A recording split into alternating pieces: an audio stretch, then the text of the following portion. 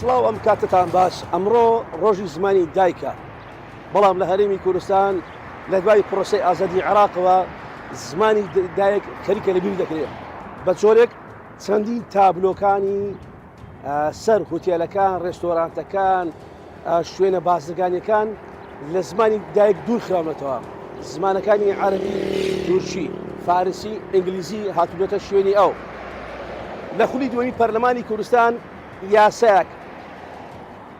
ئاڕاستەی پەرلەمان کرا کە لەوێوە کامە زاراوەی کوردی و کامە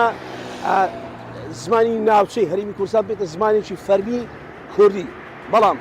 بەهۆی کێشەکانەوە بەهۆی ململانەی سیاسیەکانەوە هی هەردوو حەزبی دەسەڵاتدار نەتوانراوە یاسایە جێگیر بکرێت یاخود بە زمانیشی بڵین کە کوردستان ببێتە خاوەنێکی زمانێکی فەرمی خۆی ئێستاکە لە شاری هەولێر گوزەرێک بکەیت بەنێو ڕێستۆرانتەکان یەکسەر پێ دەڵێن ئەڵڵا بخێر یان دەچێت کۆمەڵێک شوێنی فاستفود دەبینی هەمووی تورکن بە تورکی قسە لەگەڵەکەن شارەزانی بواری زمان دەڵێن ئاساییە کە زمانی وڵاتانی دیکە بێتە ناو وڵاتەکەت هەم بۆ بژانەوە هەموو بۆ بەرەو پێشخستنی کەرتی ئابووری بەڵام ئەوان بازنەوە دەکەن خۆ کاکات کوردێک دەسێتە شوێنێک دەبێ کەسێکەبی بە کوردی قسەی لەگەڵ بکات نەک بە غەیری زمانیش بکات یان زمانیش دیکەدا جگە لەوانە زۆر جار هەیە تابلۆکانی سەر هەندێک لە کۆمپانیاکانیش و هەندێک لە داو دەستگاکانی حکومیش زمانی کوردی پەتی لە ڕووی ڕێنووسیشەوە کۆمەڵک هەڵی تێدایە هەڵی زەقش تێدایە ئەمانە هەموو گونەتە تێبینی و تا ئێستاش چارەسەر نەکراون ئەکادیمیای کوردی هەیە ئەمە دامەزراوەیەکە کە پێویستە زۆرترین ڕاوێژی پێ بکرێت لەسەر زمان تایبەت زمانی کوردی لەبەرەوەی هیچ بکە زۆرینەی زۆری دانیشتوانی هەرێمی کوردستان لە نەتەوەی کوردن ئەم تێبینیانە لەلایەن خەڵکی ئەکادیمی مامۆستایانی زانکۆ چەندین ساڵە قسەی لەسەر دەکرێت بەڵام دەست نابردێ بۆ چارەسەرکردنی ئێستا ئێمە دەچینە لای هاوپیشەم هەوراز ئەحمەد لە شاری ڕۆشنبیری لە سلێمانی بزانین لەوێ دۆخی زمانی کوردی دەچی ئاستێکدایە دیارەوە هاوکارم هەژار باسی لێوە کرد لە 21 شوباتی هەموو ساڵێک ڕۆژی جیهانی زمانی دایکە دیارە لە تەواوی جیهاندا 6,000 زمان هەیە کە نەتەوە جیاوازەکان قسەی پێ دەکەن یەک لەو زمانانە زمانی کوردیە ئێمە لە پایتەختی ڕۆشنبیری لە شاری سلێمانی ئەگە باسێک لە زمانی کوردی بکەین لەم شەقامەی کە من لێی وەستاوم کە پێشەوەی من بێمە ئێرە و قسە بکەم لە بەشێک لە شەقامەکانی شاری سلێمانیدا گوزەرمان کرد بە دیاریکراوی ئەم شەقامەی کە من لێ وەستاوم تا ئەو سەری شەقامەکە ئەگەر تەماشا بکرێت زۆربەی تابلۆکان یاخود تابلۆی سەر هۆتێلەکان یان چێشتخانەکان یان فرۆشگاکان زۆربیان جگە لە زمانی کوردی بە چەند زمانێکی دیکە لەسەری نووسراوە کە زمانی کوردی تێیدا تا ڕادێک ئەتوانین بڵین بێگانەیە چونکە زۆربیان بە زمانی غەیر کوردی لەسەری نووسراوە واتە بە زمانی عەرەبی ئینگلیزی زمانەکانی دیکە لەسەر شوێنەکانیان نووسیویانە ئەمەوەی کردووە لەم شەقامەدا ئەگەر کوردێک بەرەدا تێپەڕێت و زمانی دیکە نەزانێت ڕەنگە بە ئەستەم بتوانێت ئەو تابلۆیانە بخوێنێتەوە ئەمە ئەم شەقامە و چەند شەقامێکی دیکەی پایتەختی ڕۆشنبیری شاری سلێمانیش دیارە هەر بۆ جۆرەیە بەشێک لە تابلۆکان یا هەڵەی ڕێزمانیان لەسەرا یاخود بە زمانەکانی دیکە لەسەر شوێنەکان تابلۆکان نووسراوە جگە لەوە لە چێشتخانەکان لە ئەو چێشتخانانەی کە دیارە 5 ئەستێرەن لە ئوتێلانەی کە دیارە 5 ئەستێرە و ئەستێرەکانیان بەرزە زۆربیان هەرکە دەچیتە ژوورەوە بتەوێ پرسیارێ بخەی یاخود بتەوێ قسەیە لەگەڵ کەسێکا بکەی زۆربیان بە زمانی دیکە قسە دەگەڵاکەن وەک لە زمانی کوردی ئەمە وای کردووە کە بە جۆری لە جۆرەکان و شارەزانی بواری زمان باسییان لێەوە کردو هۆشداری ئەویان داوە کە زمانی کوردی هەڕەشەی لەسرە واتە زمانی کوردی مەترسی لەسرە لەوەی کە ئێستا زمانەکانی دیکە لەناو هەرێمەکەیە زیاتر زاڵ بوون بەسەر زمانی کوردیدا چونکە لە قوتابخانە ناحکومیەکان قوتابخانە تایبەتەکانیش ئێستا من زۆر جار بەرکەوتم لەگەڵ چەند مناڵێکدا هەبووە کە منداڵی بچووکن تەمەنیان زۆر بچووکە باس کە گفتوگویان لەگەڵاکەی بە ئەستەم دەتوانێت بە زمانی کوردی قسە بکات چونکە بە زمانی دیکە ئینگلیزی تورکی بەنمونە عەرەبی فەڕەنسی زمانەکانی دیکە قسە دەکەن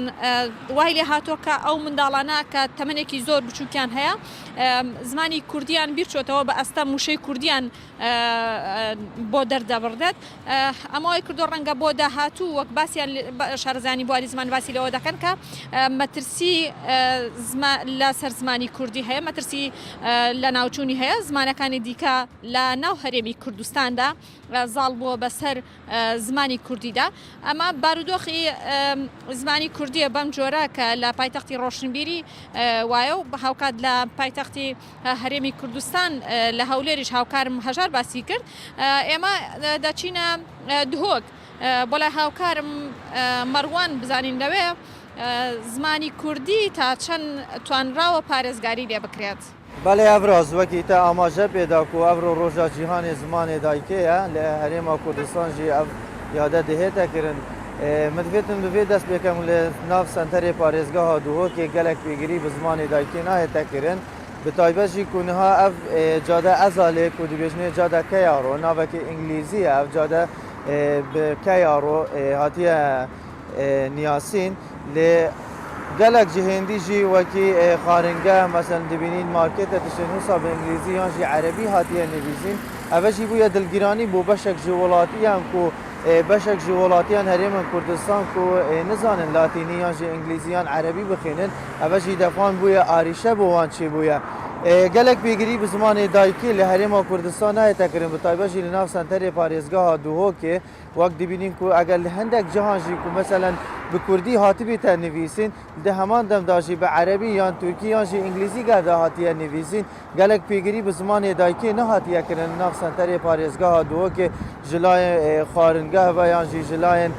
dûkan yan cihên taybet wekû cilûberek tiştên wisa.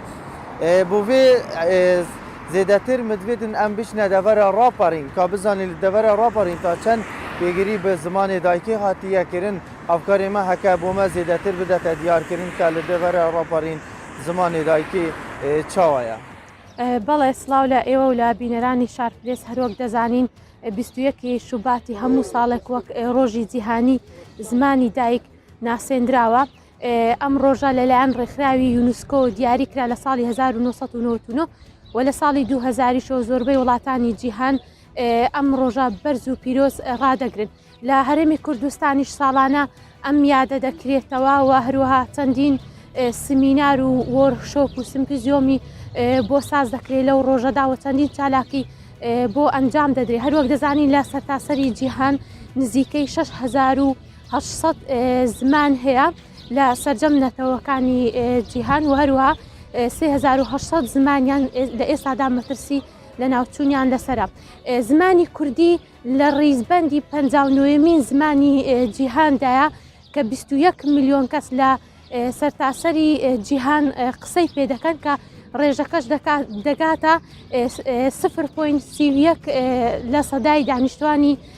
جیهان خۆشبەختانە زمانی کوردی تاوەکو ئێستا لە ڕزبەندێکی باشدا وەژمارەیەکی زۆر لە خەڵکی لە جیهاندا قسەی پێ دەکەن لەبەر ئەوەی ئێمانەتەوەیەکی زۆر گەورەین و زمانی کوردی تا ڕادێک پارێزراوە بەڵام زمانی کوردیش بە دەرنیە و لەو زمانانێک کە مەترسی لە ناوچوونیان هەیە لەبەرەوەی ئەگەر سیرێکی مێژووی کورد بکەین بە درێژایی مێژوو بە تێپەڕبوونی مێژوو دەبینین لەبەر ئەوەی چەندین جار کوردستان داگیر کراوە کاریگەری کردوتە سەر زمانی دایکوە ئەوە داگیرکارانی شوستویانە کە ئەم زمانە کوردیە شیرینە لە ناو بن بەڵام خۆشبەختانە زمانەکە تاوەکو ئێستا ژمارەیەکی زۆر زۆر لە دانیشتوانی جیهان قسەی پێ دەکەن بە تایبەتی لە هەر چوار پارچەی کوردستان بەڵام ئەوەی جێگای خۆشحاڵێ لە باشووری کوردستان تاوەکو ئێستا ئەم زمانە بە جێگیرتر ماوەتەوە لەبەر ئەوەی لە زۆربەی دام و دەستگا حکومیەکان و لە ناوەندەکانی خوێندن بە زمانی شیرنی دایک دەخوێندرێەوە لە دەستگا حکومیەکانیش کار بەو زمانە دەکرێت. لە سەردەم شار و شارۆچکەکانی هەرێمی کوردستان تا ڕادەیەک کاریگەری زمانەکانی دیکە هەیە بەسەر زمانی دایک و بەسەر زمانی کوردی. ئەگەر بێت و باسێکی دەڤەری ڕاپەڕین بکەین دەبینین زمانی کوردی لە دەڤەری ڕاپەڕین بە ڕادەیەکی زۆر پارێزراوە. هۆکارەکەشی چەند هۆکارێک هەیە کە لە دەڤەری ڕاپەڕین ئەم زمانە پارێزراوترە بە بەراورد بە شارەکانی دیکەی کوردستان. ئەویش ئەوەیە کە ناوچەی جوگرافی شوێنەکە ڕۆڵێکی گرنگی بینیوە لەبەرەوەی دەڤەری ڕاپەڕین هەڵکەوتەی جوگرافی وایە کە دوورە لەو شارە عەرەبنشینەکان خواروی عێراق دەگرێتەوە و هەروەها ناوەندێکی بازرگانی و کارکردن نییە بۆ ئەوەی خەڵکی بیانی بێن لێرە کاری تێدا بکەن. لە هەموو دام و دەستگا حکومیەکان و هەروەها لە ناوەندەکانی خوێندن بە زمانی کوردی دەخوێندرێت. لە دام دەستگا حکومیەکان کارە فەرمیەکانی هاوڵاتیان بە زمانی کوردی ڕایی دەکرێن. ئەمەش بۆتە خۆشحاڵی زۆری هاوڵاتیان. بە تایبەتی دەمەوێت ئاماژە بۆ بدەم لە شارۆچکەی چوار قورنا کە ناحیەکە سەربا قەزای ڕانیە ئەگەر دەچی بۆ ناو ئەو شارۆچکەیە قسە لەگەڵ هاوڵاتیەکانی دەکەی ڕێک دەبینی کە ئەو هاوڵاتیانە چەندە بە جوان بە زمانێکی شیرنی بە جوانی قسە دەکەن. ڕێک زمانەکە و گزاراوی کتێب وایە تاوەکو ئێستا بە جوانی ماوەتەوە. هەروەها لە ناوچەی پشدەریش زمانی کوردی زۆر شیرینە بە شێوەیەکی زۆر جوان قسەی پێ دەکرێت. بەگشتی لێرە تا ڕادەیەک زمانی کوردی و بەڕادەیەکی زۆر باش زمانی کوردی پارێزراوە. من دەمەوێت بچمە لای هاوکارم لە دەڤەری گەرمیان بزانین لێ زمانی شیرنی دایک چۆنە و تا چ ڕادەیەک پارێزگاری لێ دەکرێت. بەڵێ سڵاوتان لێبێ ڕۆژتان باش. ئەمەوێت ئەمڕۆ باسی گەرمیاندان بۆ بکەم لە ڕۆژی زمانی دایک کە زمانی دایکی ئێمە زمانی کوردیە بەهۆی ئەوەی لە دوای ساڵی 2017 مانگی ئۆکتۆبەری 2017 بەشێک لە ناوچەکانی هەرێمی کوردستان لەلایەن حکوومەتی عراقیەوە خرایەوە سەر ژێر دەسەڵاتی حکوومەتی ناوەند و ئێستا حکوومەتی ناوەند تێدا زاڵە لەو بەشەی کە هاوسنورە لەگەڵ گەرمیان دۆخی زمانی کوردی لە ڕۆژ بە ڕۆژ خراپترە بێ و مامۆسایان لەو ناوچانە بە بەردەوامی ئێمە وەکو ڕۆژنامەنووس پەیوەندیمان لەگەڵیانەیە. ئەوان بەردەوام گازندەکەن لەوەی پەستانی حکوومەتی عراقیان لەسرە پەستانی وەکو حکوومەت کە لە ئیشوکاری ئیداریان بۆ بەڕێوە ناچێ. هەروەها پەستانی ئەو شەپۆلە خەڵکەی کە عەرەبن و هێن بەرەو ناوچەکانی گەرمیان ئەوانش بەشێکی ترن لەو پەستانانەیە خرێتە سەر زمانی کوردی بۆ ئەوەی پاشەکشە بکە. بە تایبەتی لە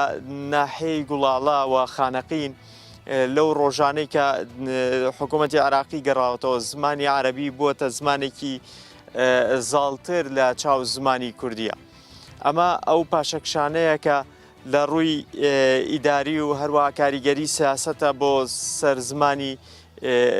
دایکیان زمانی کوردی. ئەوەی پەیوەندی کۆمەڵایەتەکانە ئەو ڕێژە زۆرەی ئەو لێشاوە زۆرەی عەرەب کە هێن بۆ ناوچەکانی گەرمیان